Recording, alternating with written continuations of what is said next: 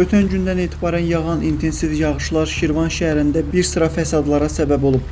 Muğan TV-nin məlumatına görə leysan nəticəsində şəhərin əsas yolları, küçələri və bir sıra sakinlərin həyətyanı sahələri su altında qalıb. Bəzi yollar isə keçilməz hala düşüb.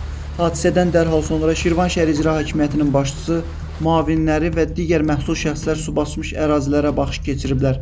Fəsadların aradan qaldırılması istiqamətində Şirvan şəhər İcra Hakimiyyətinin Kommunal Kombinat müəssisəsi, Yaşıllaşdırma İdarəsi, İri şəhərlərin Birləşmiş Su Təchizatı Xidməti Publik Hüquqi şəxsin Şirvan Su Kanal İdarəsi, eləcə də Fövqəladə Hallar Nazirliyinin Dövlət Yanğından Mühafizə Xidmətinin Şirvan şəhər yanğından mühafizə dəstəsinin əməkdaşları ərazidə birgə fəaliyyət göstərir. Hazırda Heydər Əliyev və İstiqlaliyyət prospektində bundan başqa Tofiq İsmailov küçəsi, Kəndevləri yaşayış massivi, Leytenant İbrahimov və Xəqani küçəsində yağış sularının təmizlənməsi istiqamətində operativ tədbirlər gecənin bu saatlarına qədər davam etdirilir.